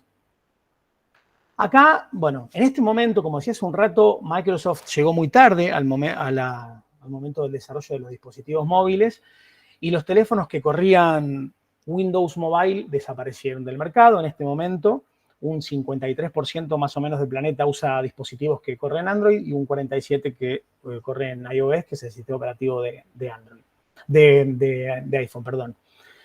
Estos dispositivos tienen una determinada capacidad de personalización. Nosotros podemos hacer que el dispositivo luzca como nosotros queremos. Le podemos poner un fondo de pantalla, le podemos poner un color, le podemos poner los botones del tamaño y del estilo que nosotros queramos, la tipografía que nosotros queramos. Todo eso a nuestro gusto. También está otra parte de las singularidades del dispositivo que tiene que ver con el diseño del dispositivo, ¿no? Por eso los fabricantes están esforzando tanto en que sin prender una pantalla, de lejos vos sepas de qué teléfono estamos hablando. Pero bueno, a partir de esto, el teléfono, antes comprábamos un teléfono y el teléfono podía hacer lo que el fabricante había decidido que podíamos hacer. Ahora el teléfono puede hacer un montón de cosas en función de lo que nosotros pensemos, imaginemos y creamos que necesitamos del teléfono. Bueno, último punto. Yo si estoy yendo muy rápido o estoy yendo muy lento o estoy hablando como un loco, me avisan. Articulación vía Internet de múltiples dispositivos. Hace un rato Juan nos ponía el ejemplo de Internet de las cosas. Electrodomésticos inteligentes. Una heladera que tiene determinada cantidad de sensores dentro, que por ejemplo, en el lugar a donde van los huevos tiene sensores y la heladera sabe cuántos huevos tenemos. Entonces nosotros le decimos a la heladera, mira, en esta familia habitualmente compramos huevos de A12, pero cuando llegamos a tener 2 huevos, vos tenés que hacer un pedido y pedir 12 huevos más porque no nos podemos quedar sin huevos. Es un ejemplo medio tonto, pero así funcionan los dispositivos que son inteligentes y cada vez más inteligentes. Nosotros podemos tener un aire acondicionado con conexión a internet y podemos desde el teléfono, media hora antes de llegar a casa, encenderlo y climatizar la casa para que esté a la temperatura a la que nosotros queremos cuando llegamos. Podemos poner el lavarropas a andar antes de llegar. Podemos poner la cafetera para que nos espere con el café listo al momento de despertarnos. Podemos manejar las cortinas de nuestra casa y las luces de nuestra casa a través de una aplicación del teléfono. Bueno, eso se amplía cada vez más. Y aparece, esto lo ve por primera vez o lo populariza la marca Apple con su ecosistema, por una decisión de mercado, creo yo, en donde los dispositivos de la marca funcionan muy bien en interconexión entre sí. En el 2019, la chica con la que yo salía en ese momento tenía iPhone y yo tenía Android y tenía Windows. Entonces fuimos de vacaciones y me dice, bueno, te paso las fotos, dale, mandámelas. Uy, no te voy a mandar todas las fotos por WhatsApp, además se comprimen, pierden calidad. Bueno, mandámelas, ¿cómo hacemos? No sé. Conecté un cable a la compu dice, no te reconozco el teléfono. Empezamos a darle vueltas y no le encontrábamos la manera para pasar las fotos del iPhone a mi computadora o a mi teléfono. La gente de Mac se preocupó mucho de que si vos tenés un iPhone, pasar las fotos a una Mac sea un trámite súper sencillo. No tenés que ni conectar un cable. Hay un botón y las fotos, los archivos, los videos, los archivos de trabajo, documentos, lo que sea, no solamente se pasen, sino que puedan tener continuidad de trabajo. A partir de este concepto de ecosistema, los dispositivos empiezan a funcionar muy bien enlazados entre sí. Entonces, yo puedo estar trabajando un documento en mi computadora, pero me tengo que ir y quiero trabajar en el viaje, quiero continuar ese documento y me llevo una tablet de la misma marca y puedo continuar trabajando sobre ese mismo documento que ya empecé en otro dispositivo. El reloj, como decía recién, acumula una cantidad de información, nos permite ir a correr con el reloj, si llevar el teléfono, ir al gimnasio, nadar, dormir, y todo eso luego se articula con el teléfono sin que yo haga absolutamente nada. Lo mismo un auricular, los auriculares antes nos acordamos, ¿no? Cuando compramos los auriculares Bluetooth inalámbricos. ¿Me ibas a decir algo, Juan? No. Teníamos que hacer todo un proceso para la conexión. Hoy por hoy agarramos la cajita del dispositivo, lo abrimos y el dispositivo que esté cerca de la misma marca se da cuenta que abrí la cajita y me dice, ya están tus auriculares conectados. Todo esto, volviendo al origen que nos trae acá, que es la generación de datos, hace que cuando yo le doy permiso para que los dispositivos se conecten entre sí en forma automática, cuando todos estos dispositivos me brindan comodidad, calidad de vida, llamémoslo como queramos, estamos permitiendo que acumulen toda nuestra información personal. ¿Qué música escuchamos? ¿Cuántas horas de música escuchamos? ¿A qué hora me voy a dormir? ¿A qué hora me levanto? ¿Qué pelis miro? Como decía Juan. Y de esta manera estamos generando y compartiendo datos todo el tiempo, aunque no lo sepamos. Y creo que eso es todo lo que tengo para decirles, ¿no? Bien. Muchas gracias por aguantarme y no irse corriendo. Ok. No era la idea a nadie, como les decía hoy, de deprimirles el viernes, ni que tiremos los teléfonos ahora, ni que hagamos pensemos en el apocalipsis tecnológico. Pero sí, fíjense que quiero resaltar 2 o 3 cuestiones de este camino. Nosotros empezamos hablando de la relación entre digitalización, educación, información y datos, y venimos hablando además en todo el eje en términos de normativas, políticas, sistemas educativos y demás. Hicimos un encuadre para ver, bueno, cuáles son los cambios que se están produciendo en términos sociales en relación con la extensión y expansión del Big Data, definido como el conjunto de estos 3 dispositivos. Y cuando vamos a ver la génesis de esto, no hablamos más de políticas, no hablamos del Estado, no hablamos de normativas. Venimos hablando de empresas y venimos hablando de tecnología. Y hoy esto no es casual. De alguna manera, profundizar en este recorrido, que es un recorrido por elementos materiales, como hizo Gaby, elementos concretos y materiales que tienen que ver con el peso, que tienen que ver con el costo, más allá de los aciertos o desaciertos de los CEOs de las empresas, que estaría bueno saber dónde están para no contratarlos, porque todos le erraron en varios pronósticos, pero digo, más allá de esos datos más anecdóticos, lo cierto es que es un recorrido que está liderado por empresas de tecnología y no están liderados el desarrollo de estos dispositivos y de toda esta matriz que venimos hablando de una forma de vida social, no está liderado por estados, políticas, normativas, y está liderado por desarrollos que tienen que ver con empresas y empresas muy particulares.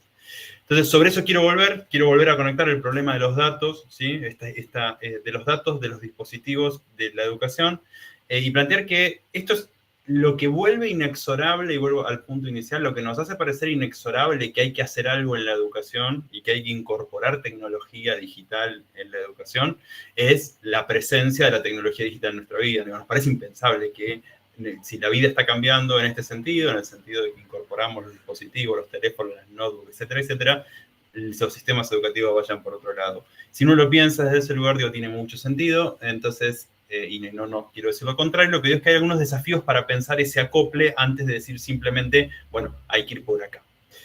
Una de las primeras cuestiones tiene que ver con los vacíos normativos, algo que Gaby recién dijo. El desarrollo tecnológico tiene una espiral de velocidad propia que es muy distinta de la velocidad de la normativa. Esto es algo que venimos registrando, que se nombró en otras mesas, que viene siendo objeto de discusión en diferentes ámbitos, en la Unión Europea, a nivel Mercosur, a nivel de los países, que es que existen desarrollos, existen protocolos, existen recomendaciones y existe alguna legislación en torno a la regulación del Big Data, de la privacidad, de los derechos en relación con los datos, pero está muy atrás eso en relación con el desarrollo tecnológico. Ahí Juan Vera preguntaba en el chat, le preguntaba a Gaby, si vos estabas diciendo que los dispositivos como el S24 podrían devolver información sobre las personas efectivamente, pero simplemente es algo que tiene bloqueado, ¿sí? Y sí, de hecho, fíjense en las redes uno sube una foto, en Facebook subís una foto y están los indicadores biométricos que te dicen quién es la otra persona, si pertenece a tu entorno, o sea, chequea entre tus contactos, si es alguien que vos ya etiquetaste en otro momento en tus contactos, pero no excede el entorno de tus contactos. Pero eso nuevamente, digo, es una restricción de la plataforma. Si alguien quisiera abrirle y decirle, bueno, fíjate en toda la base de Facebook los datos biométricos de todas las personas que están subidas y decime quién es, tecnológicamente se puede. No es que no se puede, tecnológicamente se puede.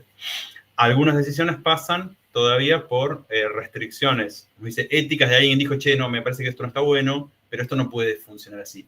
Y vuelvo con las preguntas que les dejé cuando terminé la primera parte de la presentación. Imagínense esto metido dentro del sistema educativo, donde tenemos millones y millones y millones de alumnos, alumnas en todo el sistema educativo, de los que podríamos tener en tiempo real sus datos biométricos, y no solo eso, sino la evolución. Entonces, si uno lo mira desde el punto de vista del planeamiento, si uno lo mira desde el punto de vista de la información, por supuesto que necesitamos sistemas y buenos datos, y no tenemos un problema tecnológico en relación con eso. No es que estamos en la frontera, estamos pensando algo que no existe o que no se puede hacer. Está. Pero necesitamos pensar en cuadros normativos que protejan la identidad, ¿sí? Que protejan la privacidad de esas personas, y sobre todo, algo que decía Martín Escaso en la presentación del martes, además hay que tener cuidado en este caso, ¿sí? Cuando estamos hablando de trayectos, cuando estamos hablando de trayectorias educativas, tenemos que tener cuidado con las cuestiones predictivas, ¿no? Entonces, hasta dónde los modelos que a nosotros nos digan, o Netflix crea que porque vimos 5 películas de acción nos gustan las películas de acción, no es problema.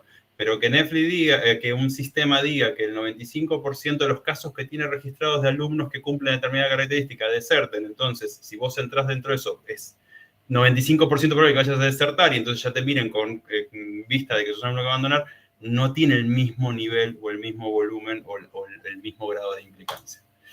Acá, en este sentido, quiero traer en estas últimas reflexiones el informe GEM, el General Report of Education de UNESCO del año pasado, que se dedicó a tecnología de educación, y el informe tiene como subtítulo, les voy a mostrar más adelante, tecnología de educación, una herramienta en términos de quién, pregunta el informe, ¿sí? Y de alguna manera, esa es la pregunta que yo también levantaba al inicio de esta presentación, es decir, tenemos que pensar seriamente la relación, pero en términos de quién, o sea, es una herramienta desde qué punto de vista, y eso es lo que todavía de alguna manera falta definir. El informe presenta, la mayoría de los países no garantizan la privacidad de los datos en la educación en sus leyes, es decir, ¿qué pasa con los datos que relevan los sistemas de gestión de información, los datos que relevan las plataformas educativas, los consumos que se hacen de contenido dentro de plataformas educativas o de equipos que transitan en la escuela? Y vuelvo a poner la cuestión de la masividad, ¿sí? La escuela es una de las pocas instituciones que tiene capacidad para que algo se consuma o se genere o se produzca masivamente. En Argentina nosotros tenemos una ley de protección de datos personales. La ley es del año 2000, es una de las leyes pioneras en la región en cuanto a protección de datos personales, pero si recordamos el recorrido que hizo recién Gaby, la tecnología del 2000 contra la tecnología de hoy es muy distinta. Entonces, hay presentado desde el año pasado, en junio del 2023, un proyecto de ley de datos personales, ¿sí? Un proyecto de actualización de esa ley que incorpora buena parte de las cuestiones que estuvimos viendo aquí. Por ejemplo, ¿sí? ¿Dónde están los servidores en los cuales se almacenan nuestros datos? Cuando nosotros cargamos una cuenta de email y enviamos a través de Gmail una planilla con los datos de las calificaciones de nuestros alumnos en un Google Sheet, con nombre, apellido, documento, dirección. ¿Dónde está esa planilla? ¿En qué servidor está almacenado? Probablemente, si googlean ustedes servidores de Google, van a ver que los servidores son ciudades monstruosas que se construyen en ciudades. Google compra ciudades o fábricas que dejaron de funcionar en lugares fríos y cerca de cursos de ríos, porque los servidores necesitan ser enfriados, y cuanto mayor el clima sea más frío, menos energía hay que gastar en eso. Entonces estamos produciendo una transferencia internacional de datos personales cuando le subimos a un Google Sheet el nombre y apellido de nuestros alumnos.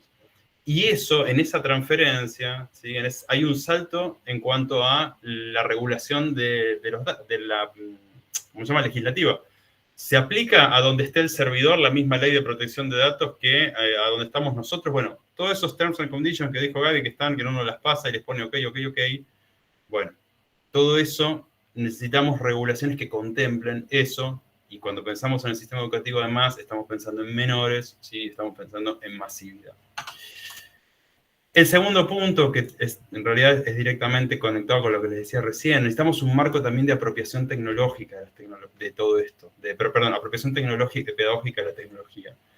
No se trata solo de decir, bueno, hay que poner tecnología porque la sociedad lo necesita, porque las empresas necesitan, porque las cosas van hacia ello. Necesitamos tener, y el informe GEM en esto el informe GEM es muy claro en este punto. Los estudios con los que contamos hoy los relevamientos que han hecho no son determinantes. No hay una ecuación que a mayor tecnología en el sistema educativo, mayor éxito en los aprendizajes, mayor éxito en las políticas, mayor éxito. Es necesario incorporar tecnología, pero hay que tener en claro en el qué marco, tanto de objetivos éticos como objetivos pedagógicos se espera, ¿sí? O sea, ¿para qué y cómo? Si no, es simplemente genera, y el informe en eso es muy determinante, genera altos costos que son difíciles de sostener, genera resultados subóptimos en un montón de áreas. Entonces, es necesario pensar seriamente un marco más general en el cual hacer esta vinculación. Y finalmente, aunque le va a resultar contradictorio con lo que acabo de decir, no digo que no hay que avanzar en la digitalización de los sistemas educativos, esto es clave. Walter ponía ahí un sistema de gestión de información ayuda absolutamente. Sobre esto hemos escrito con Alejandro Morduchovich artículos sobre Big Data y planeamiento, es decir, necesitamos incorporar, tenemos hoy capacidad tecnológica para hacer mucho más en términos de decisiones de lo que estamos haciendo, y buena parte tiene que ver con que los sistemas educativos hoy tienen un nivel muy bajo de digitalización. Sin embargo, entonces hay que avanzar, ¿sí? Pero no de cualquier manera. Y lo que quiero decir con esto es algo bastante particular, hay un avance en la digitalización, pero ese avance viene liderado por las empresas de desarrollo tecnológico. Es decir, se produce un hueco ahí, se produce una zona en donde no se llega con planes y con políticas de digitalización, las instituciones no están esperando a que eso suceda para incorporar. Y aquí el mejor traje este ejemplo porque ese es el ranking de las empresas que tuvieron crecimiento de capitalización de mercado en la pandemia, ¿sí? Mientras había una crisis sanitaria, una crisis de múltiples características, esto no es por ponernos conspiranoicos, sino lo que quiero mostrar es que las empresas de tecnología tuvieron un crecimiento enorme y buena parte de esas empresas, no traje el dato acá, pero entre ellos Microsoft, entre ellos Facebook y la línea de Alphabet Google, desarrolló todas las líneas for education, ¿sí? Que fue brindar los classrooms, brindar toda la suite de herramientas para las escuelas, para que las escuelas pudieran, a través de Meet, la línea Zoom, etcétera, etcétera, etcétera, para que el sistema educativo pudiera hacer frente en ese momento a la suspensión de la presencialidad. Lo vuelvo a conectar con cómo arrancamos. Todo eso son millones y millones de datos, ¿sí? Que esos sistemas, o sea, no ofertaron, los Classroom no se desarrollaron gratuitamente, y Google dijo en un momento, bueno, las extensiones .edu, ábranlas sin problema, gratuito para todo el mundo, llevamos a 100 terabytes la capacidad porque sí, sino porque detrás de eso hay datos, ¿sí? Ese activo, ¿sí? Es el dato que se está generando y que de alguna manera se está cediendo en ese punto. Entonces necesitamos, lo conecto para atrás, necesitamos avanzar en la digitalización, necesitamos pensar la incorporación de tecnología digital, pero en el marco de un mundo que está atravesado por esta situación, que es asimétrico, ¿sí? Y que requiere entonces regulaciones que permitan que esto de alguna manera se haga desde un enfoque de derechos y no simplemente o escasamente desde una perspectiva de rendimiento económico. Hasta aquí. Muchas gracias.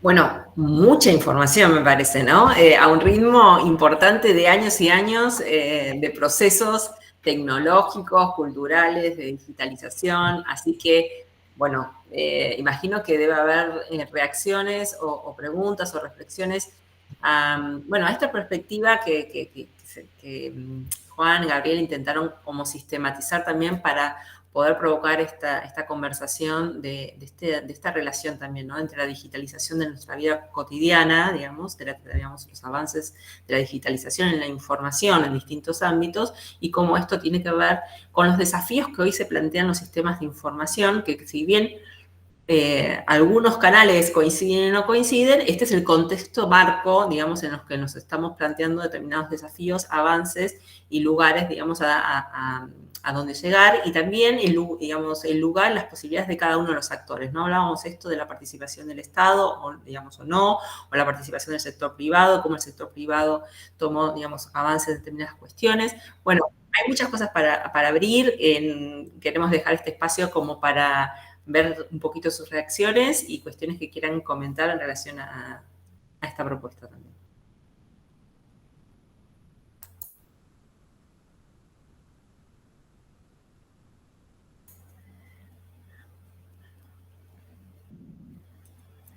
Adelante, Jimena, sí, pueden avanzar. Hola, buenas tardes, buenísima la presentación. Tengo tantas cosas para preguntar que no. Mi primera pregunta tiene que ver sobre todo con consideraciones de desigualdad. Toda la presentación que nos hizo Gaby respecto del avance de la tecnología nos muestra que fue bajando de precio, pero todos los que estudiamos datos educativos sabemos que los chicos hoy no acceden en todos lados igual, y eso tiene un montón de implicancias respecto de cómo estudian o incluso la experiencia que tienen cuando las tecnologías son cada vez más necesarias en tantos aspectos de la vida. Entonces, ¿qué impacto tiene el tema del distinto acceso a este tipo de tecnologías y sobre todo, no ahora, sino a futuro? ¿Cuánto va a perjudicar en la vida laboral a los alumnos que hoy se están formando diferente o que no tienen ese acceso, etcétera?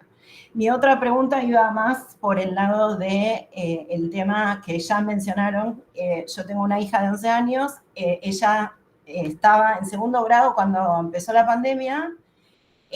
Básicamente su historia escolar está completa en Google y va a estar de acá en adelante. Entonces mi duda como madre es en qué medida en el futuro su futuro laboral va a estar teñido por su experiencia escolar, que bueno, mi hija es abanderada, supongamos que eso le viene bien, pero no va a ser el caso de todos los nenes. Si un nene se portaba mal y eso quedó registrado en Google, no lo van a contratar en el futuro porque ya tiene su currículum informado ahí afuera, todo el universo conoce su historia educativa. La cuestión normativa acá me parece esencial, no solo por lo que estamos viviendo ahora, sino por qué implicancia tiene para nuestros hijos, o los estudiantes actuales. Y en relación con eso mismo, perdón, un montón de cosas, el tema de la identidad. Los datos biométricos son identidad. El chico adolescente que hoy vende el escaneo de su iris por $20, 20.000 pesos, y si en el futuro la votación para el presidente requiere en lugar del DNI el escaneo del iris, ¿qué va a hacer? Si lo vendió, alguna otra persona tiene ese dato biométrico, ¿cómo se resuelven ese tipo de cuestiones? O qué, no sé, me agarra esta cuestión conspiranoica, ¿no? Perdón, nada. Gracias.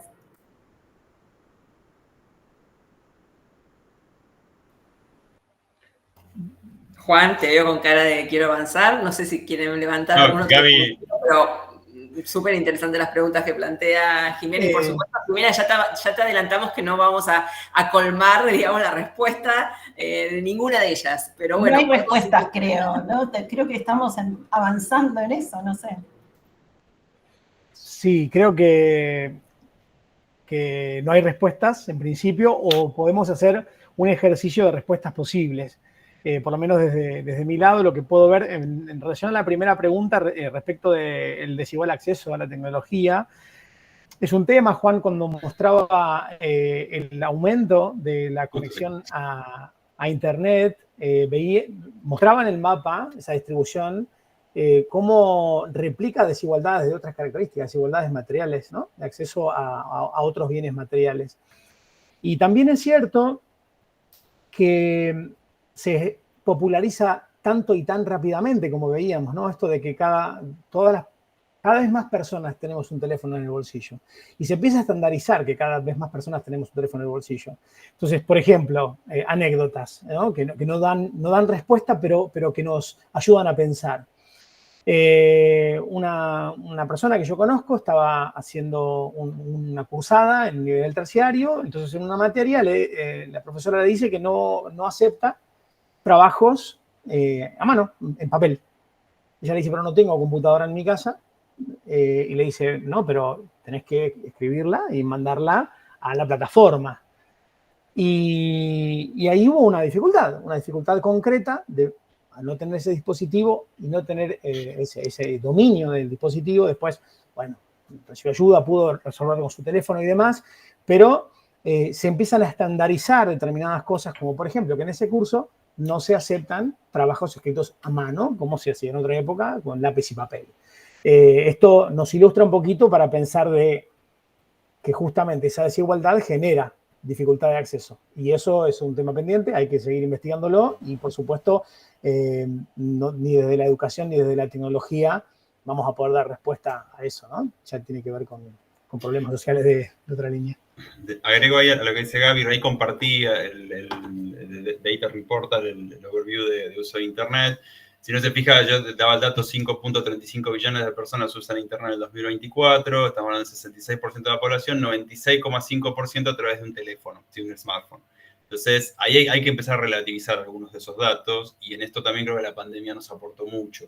Hubo una imagen, recuerdo, en el 2021, fines del 2020, que circuló por redes, capaz que lo recordarán, que traía esto que dice Gaby, cómo se superponen desigualdades preexistentes. Entonces, eran una imagen de 3 niños alrededor de un teléfono celular mirando una clase, y después un niño que tenía una computadora gamer con 2 monitores, el sillón gamer y demás. Entonces, no basta con estar conectado a Internet. Entonces, pero me parece que una de las cosas que hay que discutir, pensando en esto, es cuáles son la infraestructura mínima necesaria, ¿sí?, para decir que hay como un piso tecnológico, ¿no?, en relación con esto.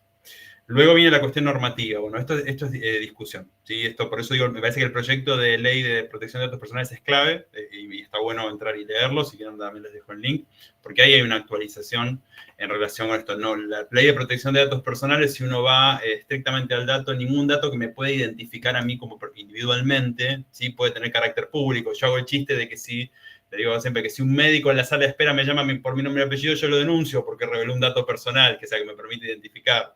Bueno, no es eso, pero lo cierto es que la legislación no está todavía a la altura de esto. Hay estándares éticos, hay estándares normativos que tienen que ver con protocolos de encriptación, etcétera, etcétera, etcétera, que se tienen que cumplir.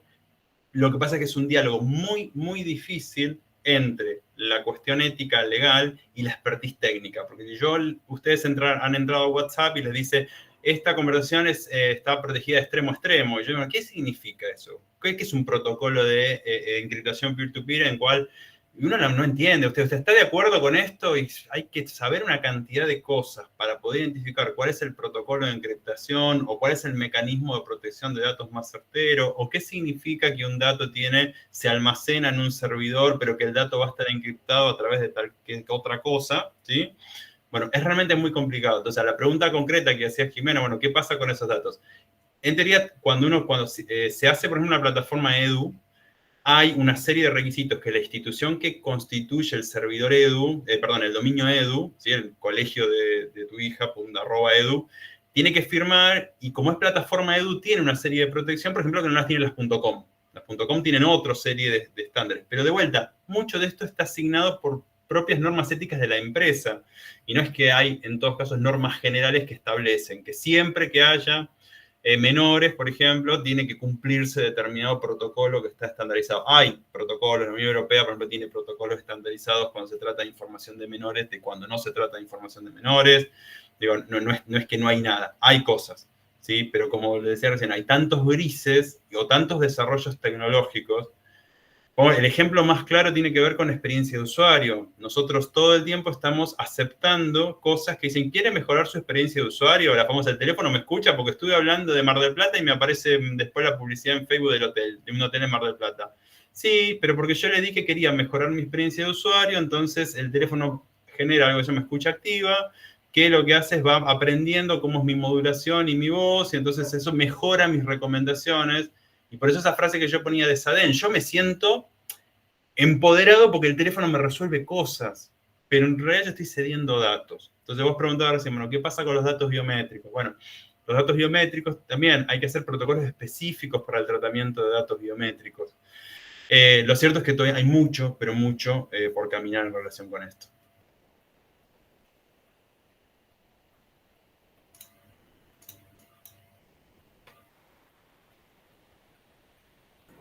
Si quieren puedo seguir preguntando.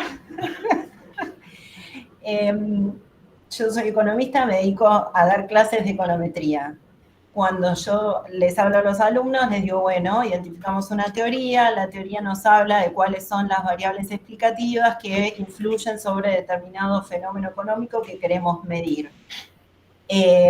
Cuando nosotros trabajamos con algoritmos, tenemos una caja, sobre todo los de inteligencia artificial, tenemos una caja negra que desconocemos, e incluso quienes los diseñan desconocen cómo funciona.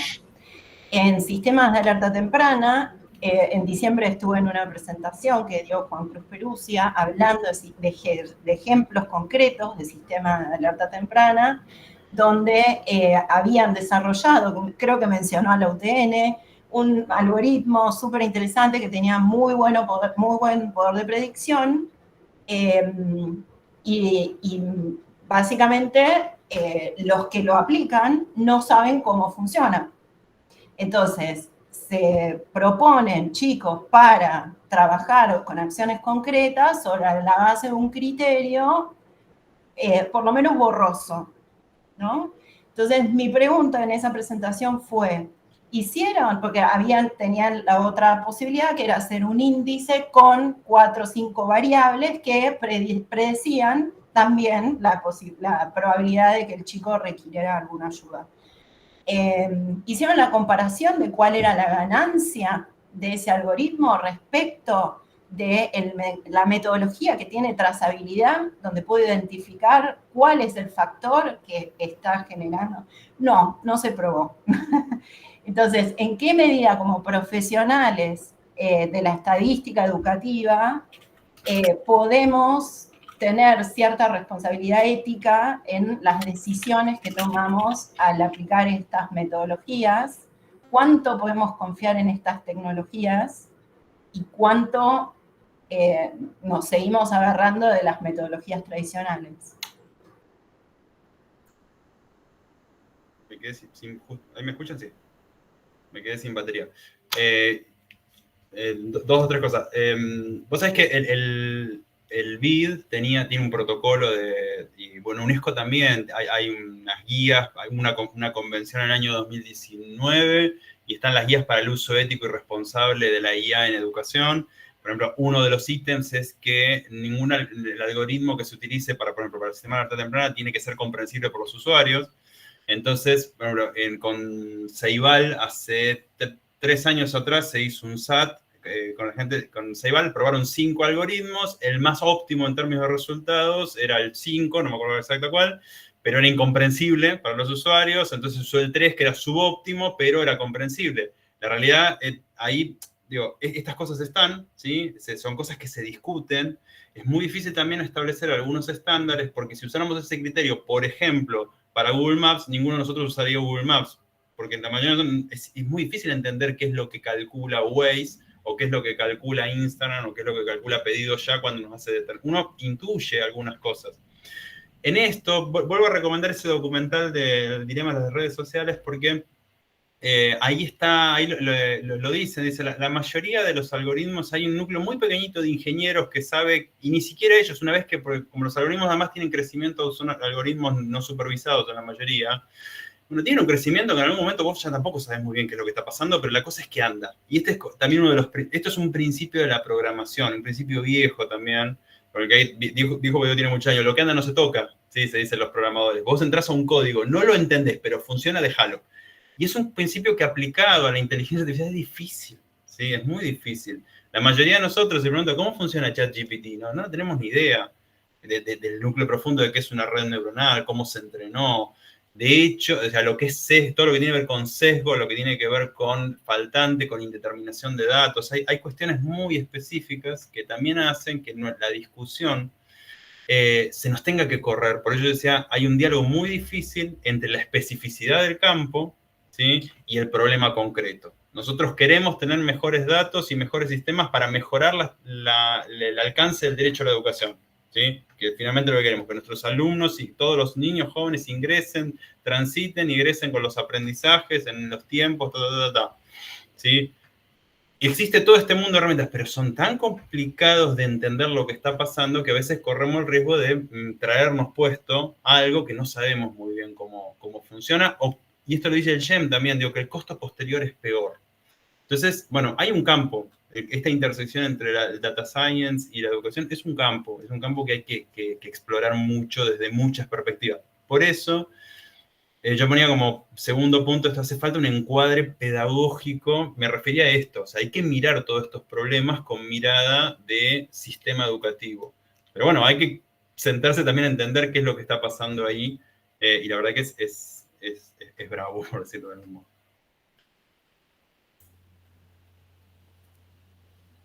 Sí, creo que también es esto que planteamos de seguir pensando, digamos, desde las políticas públicas, ¿no? Digamos, cuando planteamos el tema de lo normativo, es solo un espacio más. Lo normativo tiene además esta cuestión que también se venía planteando, que es que, bueno, que lo normativo siempre viene muy atrás y la velocidad de la digamos, tecnología cada vez viene más adelante. Entonces, ese gap, esa brecha es cada vez más grande, ¿no? Entonces, creo que exige que en el debate público, en el campo de la política pública, haya determinados aspectos que no puedan postergarse, porque este es un tema con mucha velocidad, en un contexto muy, muy desafiante, y donde la generación de desigualdades, como bien se planteaba, también puede ser muy grande, digamos, si alguna de estas cuestiones no están en la agenda, digamos, con mucha dedicación y mucho debate. ¿Hay más? Creo que estaba levantando la mano o abriendo el micrófono. Cuando empecé a hablar, me equivoqué.